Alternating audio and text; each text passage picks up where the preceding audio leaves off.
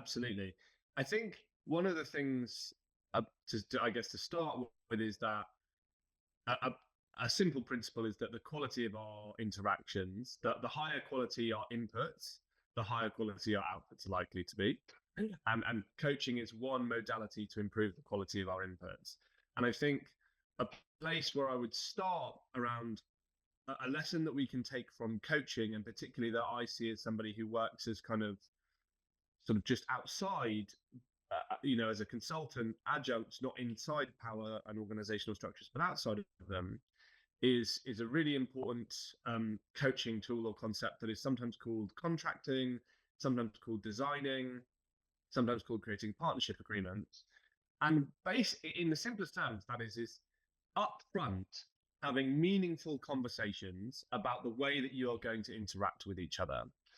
And that takes a number of forms. That can be very kind of principle value based, and it can also be quite pragmatic and practical.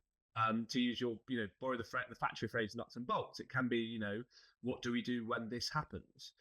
And I think one lesson that I would learn, or that I see a lot, is that conflict can arise when you have not dealt with predictable things up front. So, for example, it's highly likely that at some point somebody is going to let you down, or somebody's not going to.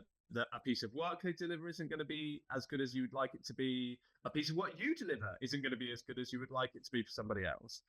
And there is an awkwardness around how you're going to deal with that when it arises. And it makes perfect sense from my perspective that you would discuss what you're going to do in that context before it arises. So let's say, let's take one example of a field I work in, private equity.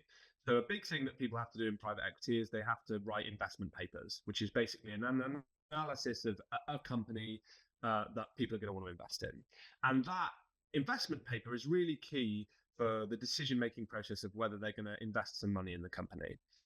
And they need to be done to a certain standard on all kinds of metrics. And the chances are, as you come up, particularly as you are more junior in a company and you have less experience, that you're going to make some mistakes, and you might deliver at times a product that isn't what people who are more senior to you want.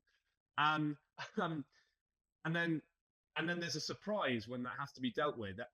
And the surprise goes two ways. First of all, people are not prepared to hear, actually, this wasn't good enough, because they've never had that experience, particularly if they're a really high performer through their lives. They've maybe never had that experience before. And then secondly, people are both unwilling and maybe even unable to have the difficult or to give the feedback or to tell the person this wasn't done well enough.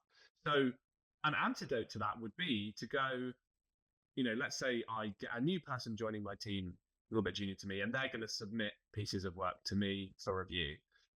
I might say to them up front, whilst I hired you because I think you're great and you have the potential to be really great, I also acknowledge that all human beings make mistakes, and our performance is in flux and develops over time. So there are going to be times I'm going to have to tell you when something's not good enough.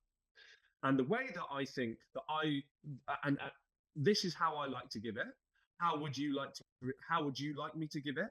What is the way that I can give it to you so that you are able to hear it and act on it in a way that means that your performance is going to improve? Because I would love for all of those moments and conversations to be places of to be constructive rather than destructive. So that would be an example of one way that you could use a principle of design or contracting up front around a highly predictable thing in order to prevent unnecessary conflict down the line.